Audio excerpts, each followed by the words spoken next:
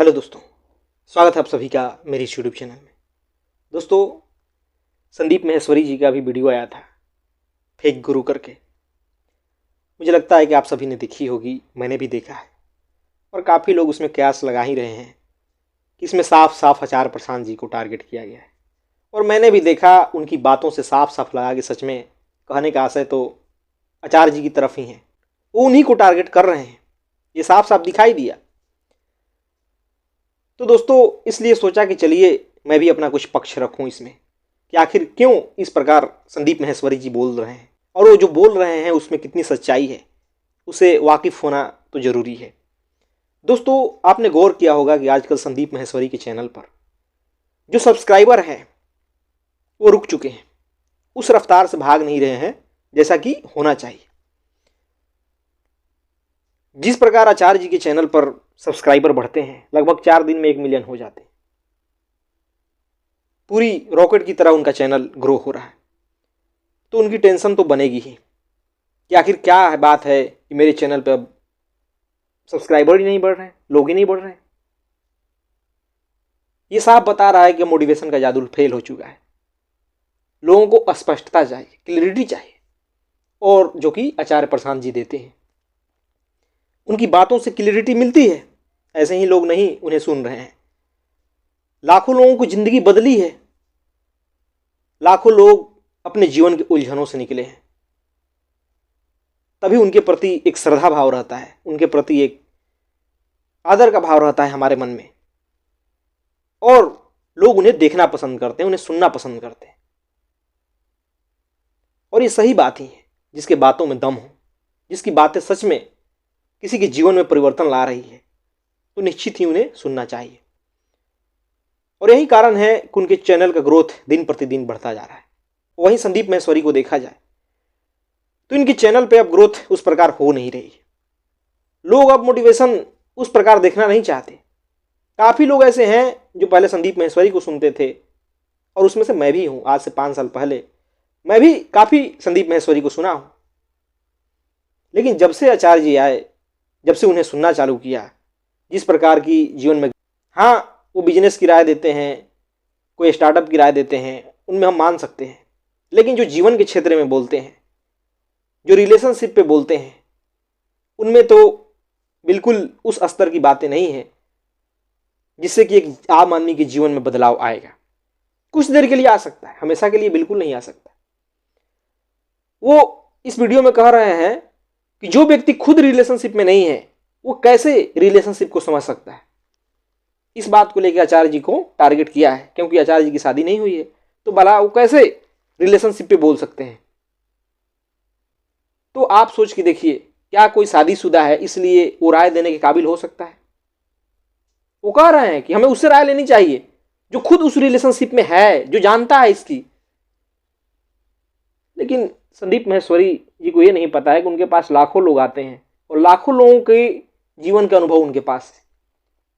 वो साफ साफ देख रहे हैं कि लोग कैसी परेशानियां झेल रहे हैं, जैसी वो रिलेशनशिप बना रखे हैं, और वो रिलेशनशिप एक्सपर्ट तो है नहीं।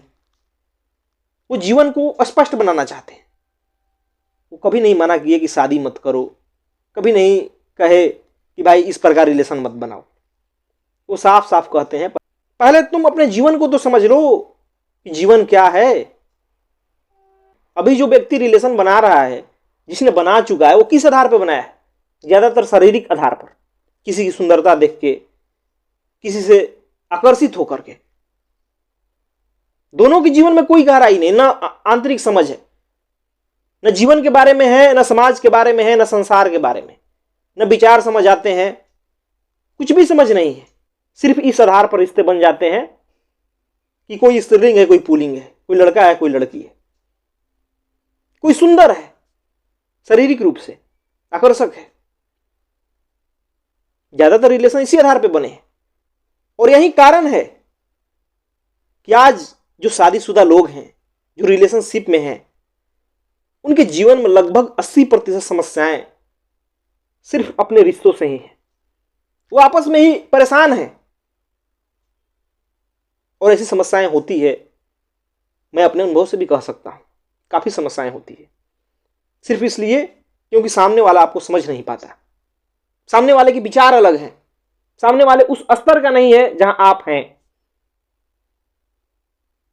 तो आचार्य जी जब कहते हैं कि भाई अपनी पहले जीवन साथी सही चुनो, खुद उस स्तर तक उठो, कुछ जीवन में अनुभव लो, तो कहां वो गलत कह रहे हैं।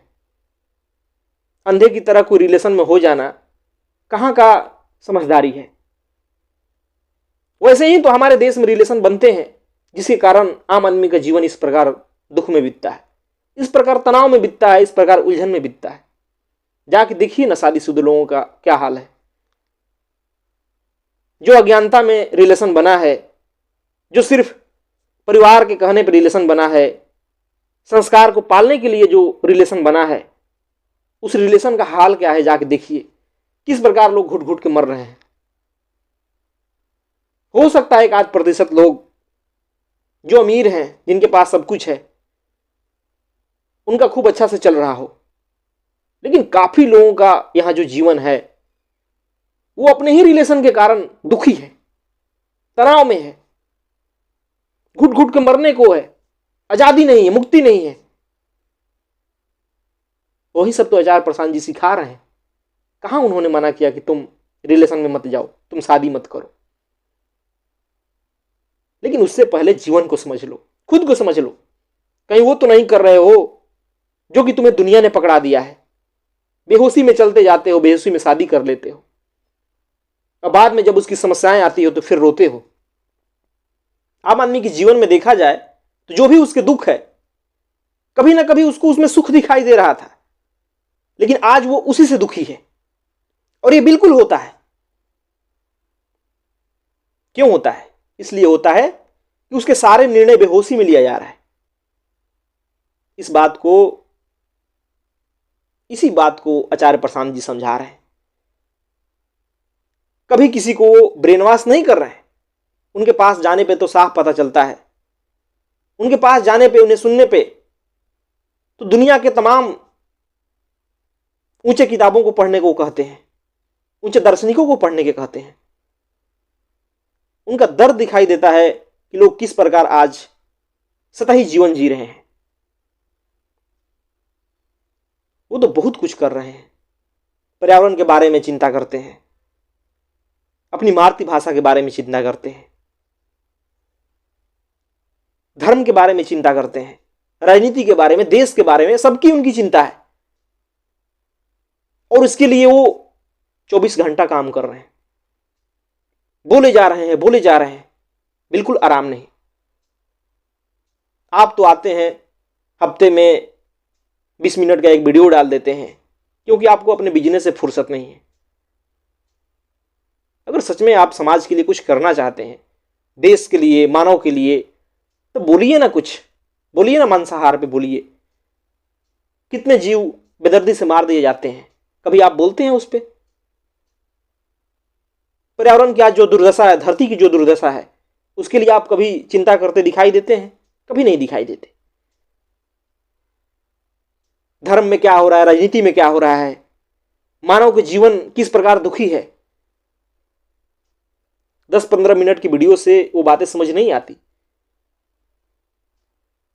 आचार्य प्रशांत जो बातें बोल रहे हैं वो यूं ही नहीं आ रही है, विचार से आ रही है, चिंतन से आ रही है, समझ से आ रही है। जो उनके भीतर स्पष्टता है, जो क्लैरिटी है, उससे आ रही है। और उसी कारण दूसरों को जीवन में भी क्लैरिटी आती है। वो लोगों का झूठ दिखा रहे हैं जहां लोग जी रहे हैं। आप भी करिए ना, कौन रोका है? आपके पास इतनी बड़ी पब्लिक है, कुछ करिए ऐसा, आपके पास भी लोग आएंगे, आपको भी सुनेंगे। कुछ मूल्यवान दीजिए। जब किसी को कुछ ज्यादा ऊंचा चीज मिलता है तो फिर वो वहीं जाना चाहता है। आपके पास मिलेगा तो लोग आपके पास भी आएंगे। पहले लोगों को लगता था तो आपके पास आते थे, इसलिए आपकी इतने सब्सक्राइबर हैं। तो इसका आपने घमंड पाल लिया कि मेरे पास तो सबसे ज्यादा सब्सक्राइबर हैं। लेकिन अब लग रहा है कि नहीं, सिर्फ मोटिवेशन से कुछ नहीं हो सकता।